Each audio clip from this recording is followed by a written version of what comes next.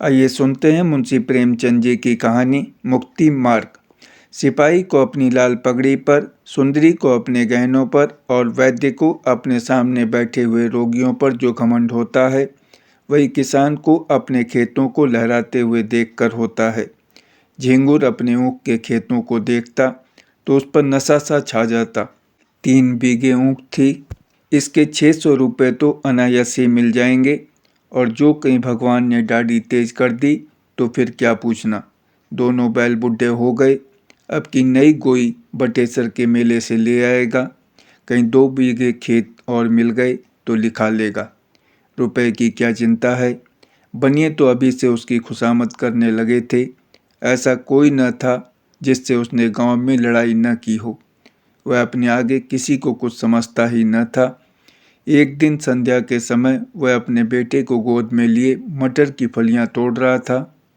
इतने में उसे भेड़ों का एक झुंड अपनी तरफ आता दिखाई दिया। वह अपने मन में कहने लगा, इधर से भेड़ों के निकलने का रास्ता न था। क्या खेत की मेड़ पर से भेड़ों का झुंड नहीं जा सकता था? भेड़ों को इधर से लाने की क्या ज़रूरत? ये खेत को कुचलेंगी, चरेंगी। इसका डांट कौन देगा? मालूम होता है बुद्धू गडेरिया है। बच्चा को घमंड हो गया है, तभी तो खेतों के बीच से भेड़े लिए चला आता है। जरा इसकी ठिठाई तो देखो। देख रहा है कि मैं खड़ा हूँ, फिर भी भेड़ों को लौटाता नहीं। कौन मेरे साथ कभी रियायत की है कि मैं इसकी मुरव्वत करूँ? अभी एक भेड़ा मोल मांगूँ तो 5 ही रुपये सुनावेगा। सारी दुनिया में 4 रुपये के कंबल बिकते हैं, पर ये 5 रुपये से नीचे की बात नहीं करता। इतने में भेड़ें खेत के पास आ गईं। झिंगुर ने ललकार कर कहा, अरे ये भेड़ कहाँ लिए आते हो?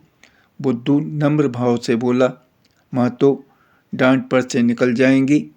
घूम कर जाऊंगा तो कोस भर का चक्कर पड़ेगा। झिंगुर, तो तुम्हारा चक्कर बचाने के लिए मैं अपने खेत क्यों कुचलवाऊँ? डांट ही पर से ले जाना है तो और खेतों के डांट से क्यों नहीं ले गए? क्या मुझे कोई चूहड़ चमार समझ लिया है, या धन का घमंड हो गया है? लौटाओ इनको। बुद्धू, मैं तो आज निकल जाने दो, फिर कभी इधर से आऊँ तो जो सजा चाहे देना। झिंगुर, कह दिया कि लौटाओ इन्हें। अगर एक भेड़ भी मेड़ पर आई तो समझ लो तुम्हारी खैर नहीं। बुद्धू, मैं तो अगर तुम्हारी एक बेल भी किसी भेड़ के पैरों तले आ जाए तो मुझे बैठाकर 100 गालियाँ देना। बुद्धू बातें तो बड़ी नम्रता से कर रहा था, किंतु लौटाने में अपनी हेठी समझता था। उसने मन में सोचा, इस तरह जरा जरा सी धमकियों पर भेड़ों को लौटाने लगा तो फिर मैं भेड़ें चरा चुका। आज लौट जाऊं तो कल को कहीं निकलने का रास्ता ही न मिलेगा। सभी रोब जमाने लगेंगे। बुद्धू भी पोढ़ा आदमी था। 12 कोड़ी भेड़ें थीं। उन्हें खेतों में बिठाने के लिए फी रात 11 रुपये कोड़ी मजदूरी मिलती थी। इसके उपरांत दूध बेचता था, ऊन के कंबल बनाता था। सोचने लगा, इतने गर्म हो रहे हैं, मेरा कर ही क्या लेंगे? कुछ इनका दबैल तो हूँ नहीं। भेड़ों ने जो हरी हरी पत्तियाँ देखीं तो अधीर हो गईं, खेत में घुस पड़ी।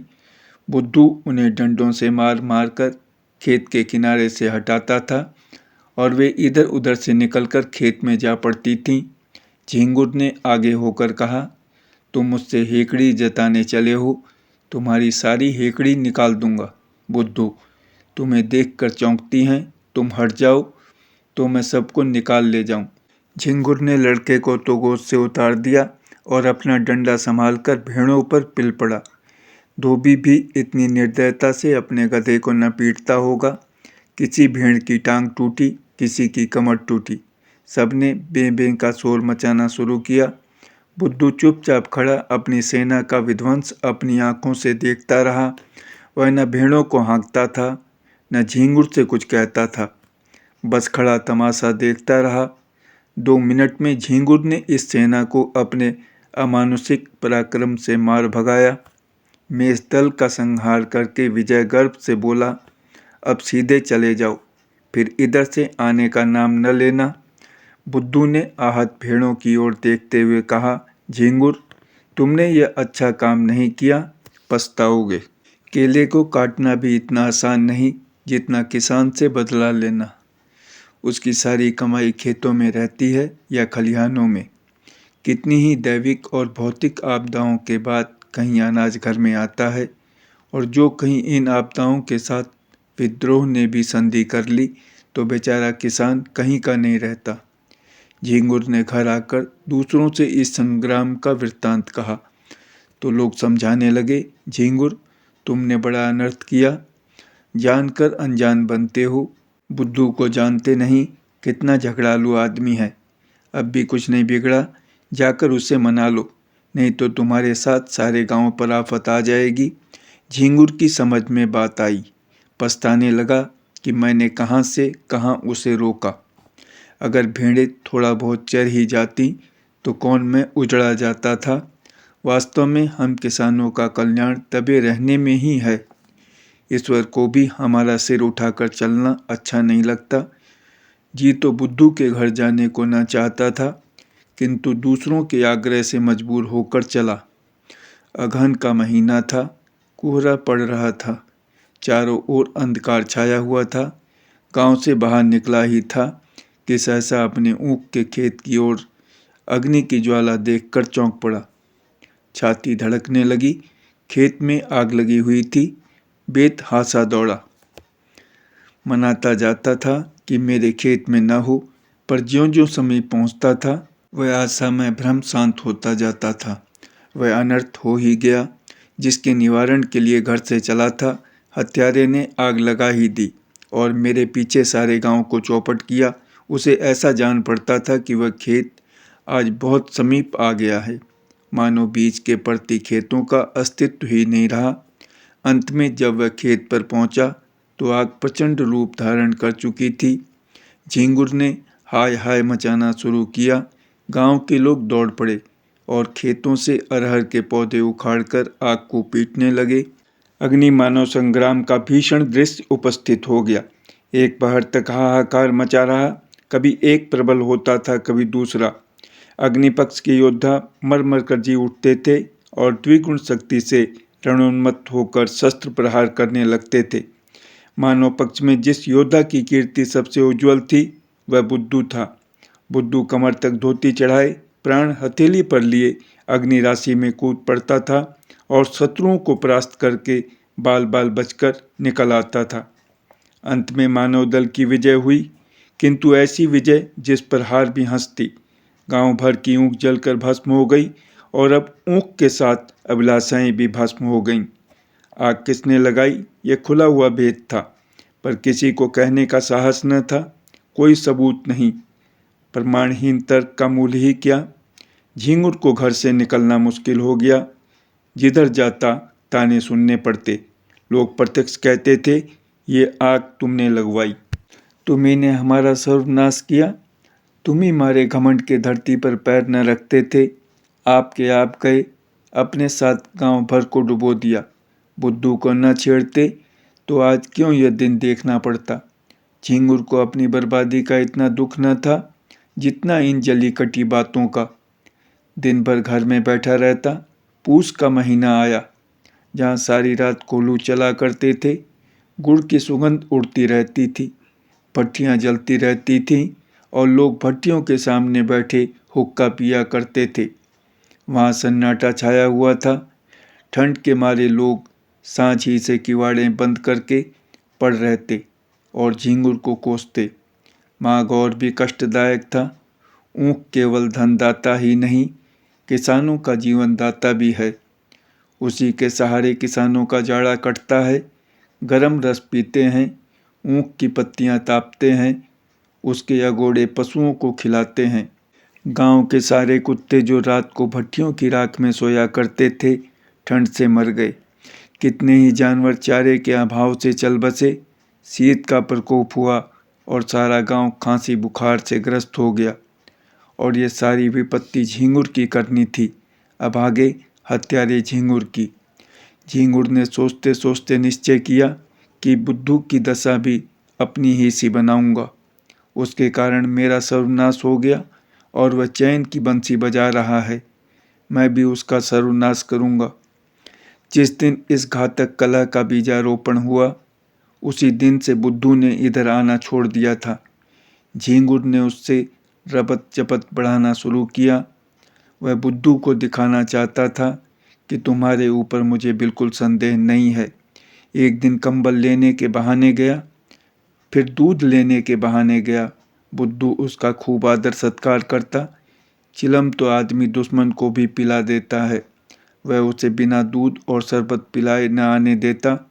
झींगुर आजकल एक सन लपेटने वाली कल में मजदूरी करने जाया करता था। बहुधा कई कई दिनों की मजदूरी इकट्ठी मिलती थी। बुद्धू ही की तत्परता से झींगुर का रोजाना खर्च चलता था। अतएव झींगुर ने खूब रब जब बढ़ा लिया। एक दिन बुद्धू ने पूछा, क्यों झींगुर, अगर अपनी ऊख जलाने वाले को पा जाओ तो क्या करो, सच कहना। झींगुर ने गंभीर भाव से कहा, मैं उससे कहूँ, भैया तुमने जो कुछ किया बहुत अच्छा किया, मेरा घमंड तोड़ दिया, मुझे आदमी बना दिया। बुद्धू, मैं जो तुम्हारी जगह होता तो बिना उसका घर जलाए न मानता। झींगुर, 4 दिन की जिंदगानी में बैर विरोध बढ़ाने से क्या फ़ायदा, मैं तो बर्बाद हुआ ही, अब उसे बर्बाद करके क्या पाऊंगा। बुद्धू, बस यही आदमी का धर्म है, पर भाई क्रोध के बस में होकर बुद्धि उल्टी हो जाती है। फागुन का महीना था। किसान ऊख बोने के लिए खेतों को तैयार कर रहे थे। बुद्धू का बाजार गर्म था। भेड़ों की लूट मची हुई थी। 2-4 आदमी नित्य द्वार पर खड़े खुशामदीद किया करते। बुद्धू किसी से सीधे मुंह बात न करता। भेड़ रखने की फीस दूनी कर दी थी। अगर कोई ऐतराज करता तो बेलाग कहता, तो भैया भेड़ें तुम्हारे गले तो नहीं लगाता हूँ, जी न चाहे मत रखो, लेकिन मैंने जो कह दिया है उससे कौड़ी भी कम नहीं हो सकती। गरज थी, लोग इस रुखाई पर भी उसे घेरे ही रहते थे, मानो पंडे किसी यात्री के पीछे हों। लक्ष्मी का आकार तो बहुत बड़ा नहीं, और वह भी समय अनुसार छोटा बड़ा होता रहता है। यहाँ तक कि कभी वह अपना विराट आकार समेटकर उसे कागज के चंद अक्षरों में छिपा लेती है। कभी कभी मनुष्य की जिह्वा पर जा बैठती है। आकार का लोप हो जाता है, किंतु उनके रहने को बहुत स्थान की जरूरत होती है। वह आई और घर बढ़ने लगा। छोटे घर में उनसे नहीं रहा जाता। बुद्धू का घर भी बढ़ने लगा। द्वार पर बरामदा डाला गया। 2 की जगह 6 कोठरियां बनवाई गईं। यो कहिए कि मकान नए सिरे से बनने लगा। किसी किसान से लकड़ी मांगी, किसी से खपड़ों का आवा लगाने के लिए उपले, किसी से बांस और किसी से सरकंडे। दीवार की उठवाई देनी पड़ी, वह भी नगद नहीं, भेड़ों के बच्चों के रूप में। लक्ष्मी का यह प्रताप है, सारा काम बेगार में हो गया। मुफ्त में अच्छा खासा घर तैयार हो गया। गृह प्रवेश के उत्सव की तैयारियां होने लगीं। इधर झींगुर दिन भर मजदूरी करता तो कहीं आधा पेट अन्न मिलता। बुद्धू के घर कंचन बरस रहा था। झींगुर जलता था तो क्या बुरा करता था, यह अन्याय किससे सहा जाएगा। एक दिन वह टहलता हुआ चमारों के टोले की तरफ चला गया। हरिहर को पुकारा। हरिहर ने आकर राम राम की और चिलम भरी। दोनों पीने लगे। यह चमारों का मुखिया बड़ा दुष्ट आदमी था। सब किसान इससे थरथर कांपते थे। झींगुर ने चिलम पीते पीते कहा, आजकल फाग वाग नहीं होता क्या, सुनाई नहीं देता। हरिहर, फाग क्या हो, पेट के धंधे से छुट्टी ही नहीं मिलती, कहो तुम्हारी आजकल कैसी निपटी है। झींगुर, क्या निपटी है, नकटा जिया बुरे हवाल। दिन भर कल में मजदूरी करते हैं तो चूल्हा जलता है। चांदी तो आजकल बुद्धू की है, रखने को ठौर नहीं मिलता। नया घर बना, भेड़ें और ली हैं, अब गृह प्रवेश की धूम है। 7 गांव में सुपारी जाएगी। हरिहर, लक्ष्मी मैया आती हैं तो आदमी की आंखों में सील आ जाता है, पर उसको देखो, धरती पर पैर नहीं रखता, बोलता है तो ऐंठ ही कर बोलता है। झींगुर, क्यों न ऐंठे, इस गांव में कौन है उसकी टक्कर का। पर यार, यह अनीति तो नहीं देखी जाती। भगवान दे तो सिर झुकाकर चलना चाहिए, यह नहीं कि अपने बराबर किसी को समझे ही नहीं। उसकी डींग सुनता हूँ तो बदन में आग लग जाती है। कल का पानी आज का सेठ। चला है हम ही से अकड़ने। अभी कल लंगोटी लगाए खेतों में कौवे हंकाया करता था, आज उसका आसमान में दिया जलता है। हरिहर, कहो तो कुछ उद्योग करूं। झिंगुर, क्या करोगे? इसी डर से तो वह गाय भैंस नहीं पालता। हरिहर, भेड़ें तो हैं। झिंगुर, क्या? बगला मारे पखाना हाथ। हरिहर, फिर तुम ही सोचो। झिंगुर, ऐसी जुगुत निकालो कि फिर पनपने न पावे। इसके बाद फुसफुस करके बातें होने लगी। वह एक रहस्य है कि भलाइयों में जितना द्वेष होता है, बुराइयों में उतना ही प्रेम। विद्वान विद्वान को देखकर, साधु साधु को देखकर और कवि कवि को देखकर जलता है। एक दूसरे की सूरत नहीं देखना चाहता, पर जुआरी जुआरी को देखकर, शराबी शराबी को देखकर, चोर चोर को देखकर सहानुभूति दिखाता है, सहायता करता है। एक पंडित जी अगर अंधेरे में ठोकर खाकर गिर पड़ें तो दूसरे पंडित जी उन्हें उठाने के बदले 2 ठोकरें और लगाएंगे कि वह फिर उठ ही न सके। पर एक चोर पर आफत आई देख दूसरा चोर उसकी मदद करता है। बुराई से सब घृणा करते हैं, इसलिए बुरों में परस्पर प्रेम होता है। भलाई की सारा संसार प्रशंसा करता है, इसलिए भलों में विरोध होता है। चोर को मारकर चोर क्या पाएगा? घृणा। विद्वान का अपमान करके विद्वान क्या पाएगा? यश। झिंगुर और हरिहर ने सलाह कर ली। षड्यंत्र रचने की विधि सोची गई। उसका स्वरूप, समय और क्रम ठीक किया गया। झिंगुर चला तो अकड़ा जाता था, मार लिया दुश्मन को, अब कहाँ जाता है। दूसरे दिन झिंगुर काम पर जाने लगा तो पहले बुद्धू के घर पहुंचा। बुद्धू ने पूछा, क्यों आज नहीं गए क्या? झिंगुर, जा तो रहा हूँ, तुमसे यही कहने आया था कि मेरी बचिया को अपनी भेड़ों के साथ क्यों नहीं चरा दिया करते। बेचारी खूंटे से बंधी बंधी मरी जाती है, न घास न चारा, क्या खिलाएं। बुद्धू, भैया मैं गाय भैंस नहीं रखता, चमारों को जानते हो, एक ही हत्यारे होते हैं। इसी हरिहर ने मेरी 2 गौएं मार डाली, न जाने क्या खिला देता है, तब से कान पकड़े कि अब गाय भैंस न पालूंगा। लेकिन तुम्हारी एक ही बचिया है, उसका कोई क्या करेगा, जब चाहो पहुंचा दो। यह कहकर बुद्धू अपने गृह उत्सव का सामान उसे दिखाने लगे। घी, शक्कर, मैदा, तरकारी सब मंगा रखा था। केवल सत्यनारायण की कथा की देर थी। झिंगुर की आंखें खुल गईं। ऐसी तैयारी न उसने स्वयं कभी की थी और न किसी को करते देखी थी। मजदूरी करके घर लौटा तो सबसे पहला काम जो उसने किया वह अपनी बचिया को बुद्धू के घर पहुंचाना था। उसी रात को बुद्धू के यहाँ सत्यनारायण की कथा हुई, ब्रह्मभोज भी किया गया। सारी रात विप्रों का आगत स्वागत करते गुजरी। भेड़ों के झुंड में जाने का अवकाश ही न मिला। प्रातःकाल भोजन करके उठा ही था, क्योंकि रात का भोजन सवेरे मिला कि एक आदमी ने आकर खबर दी, बुद्धू तुम यहाँ बैठे हो, उधर भेड़ों में बछिया मरी पड़ी है। भले आदमी, उसकी पगहिया भी नहीं खोली थी। बुद्धू ने सुना और मानो ठोकर लग गई। झिंगुर भी भोजन करके वहीं बैठा था। बोला, हाय हाय मेरी बछिया, चलो जरा देखूं तो। मैंने तो पगहिया नहीं लगाई थी, उसे भेड़ों में पहुंचाकर अपने घर चला गया। तुमने ये पगहिया कब लगा दी? बुद्धू, भगवान जाने जो मैंने उसकी पगहिया देखी भी हो, मैं तो तब से भेड़ों में गया ही नहीं। झिंगुर, जाते न तो पगहिया कौन लगा देता, गए होगे, याद न आती होगी। एक ब्राह्मण, मरी तो भेड़ों में ही न, दुनिया तो यही कहेगी कि बुद्धू की असावधानी से उसकी मृत्यु हुई, पगहिया किसी की हो। हरिहर, मैंने कल सांझ को इन्हें भेड़ों में बछिया को बांधते देखा था। बुद्धू, मुझे? हरिहर, तुम नई लाठी कंधे पर रखे बछिया को बांध रहे थे। बुद्धू, बड़ा सच्चा है तू, तूने मुझे बछिया बांधते देखा था।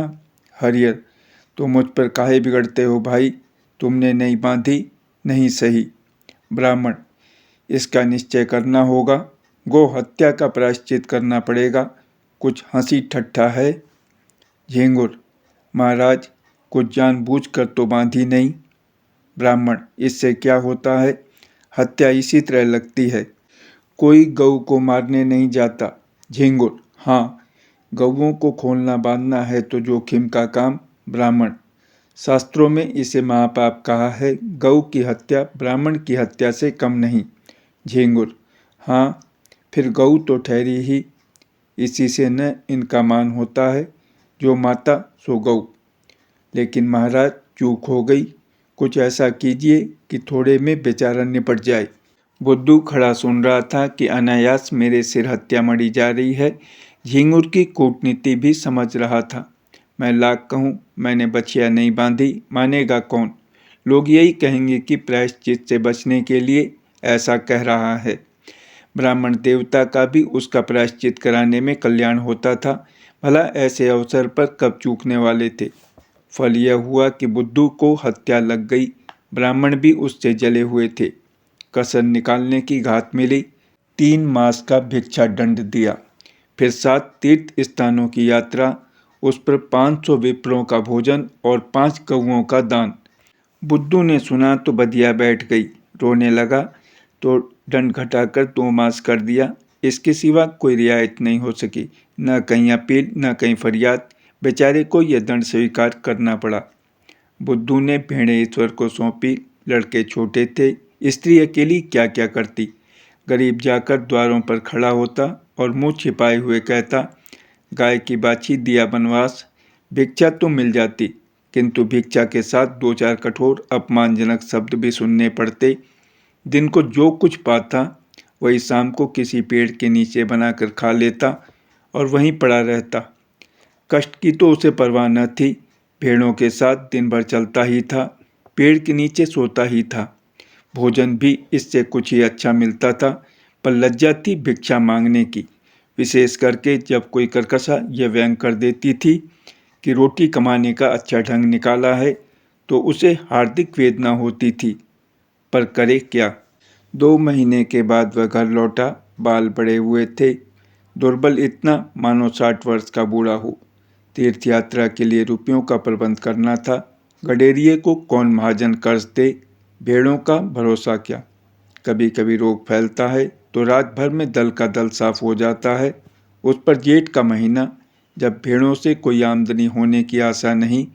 एक तेली राजी भी हुआ तो 2 रुपये ब्याज पर। 8 महीने में ब्याज मूल के बराबर हो जाएगा। यहाँ कर्ज लेने की हिम्मत न पड़ी। इधर 2 महीनों में कितनी ही भेड़ें चोरी चली गई थीं। लड़के चराने ले जाते थे, दूसरे गांव वाले चुपके से 1-2 भेड़ें किसी खेत या घर में छिपा देते और पीछे मारकर खा जाते। लड़के बेचारे एक तो पकड़ न सकते और जो देख भी लेते तो लड़े क्यों कर। सारा गांव एक हो जाता था। 1 महीने में तो भेड़ें आधी भी न रहेंगी। बड़ी विकट समस्या थी। विवश होकर बुद्धू ने एक बूचड़ को बुलाया और सब भेड़ें उसके हाथ बेच डालीं। 500 रुपये हाथे लगे। उसमें से 200 रुपये लेकर तीर्थ यात्रा करने गया। शेष रुपये ब्रह्म भोज आदि के लिए छोड़ गया। बुद्धू के जाने पर उसके घर में 2 बार सेंध लगी, पर यह कुशल हुई कि जगहट हो जाने के कारण रुपये बच गए।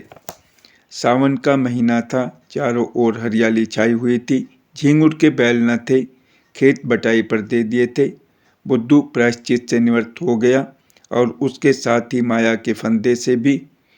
न झींगुर के पास कुछ था, न बुद्धू के पास। कौन किससे जलता और किस लिए जलता। सन की कल बंद हो जाने के कारण झींगुर अब बेलदारी का काम करता था। शहर में एक विशाल धर्मशाला बन रही थी। हजारों मजदूर काम करते थे। झींगुर भी उन्हीं में था। 7वें दिन मजदूरी के पैसे लेकर घर आता था और रात भर रहकर सवेरे फिर चला जाता था।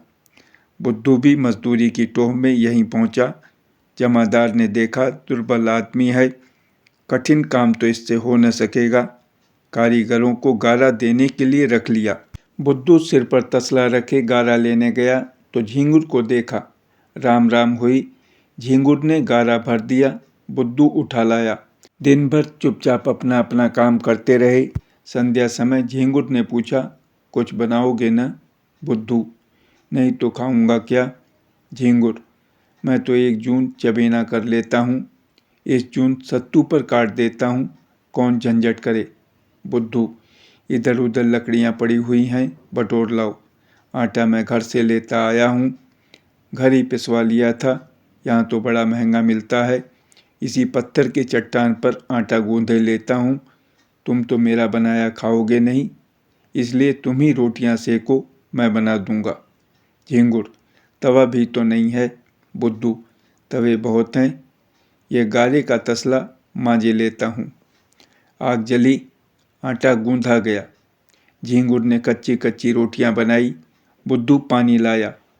दोनों ने लाल मिर्च और नमक से रोटियां खाईं, फिर चिलम भरी गई। दोनों आदमी पत्थर की सिलों पर लेटे और चिलम पीने लगे। बुद्धू ने कहा, तुम्हारी ऊँख में आग मैंने लगाई थी। झींगुर ने विनोद के भाव से कहा, जानता हूँ। थोड़ी देर के बाद झींगुर बोला, बछिया मैंने ही बांधी थी और हरिहर ने उसे कुछ खिला दिया था। बुद्धू ने भी वैसे ही भाव से कहा, जानता हूँ। फिर दोनों सो गए। धन्यवाद।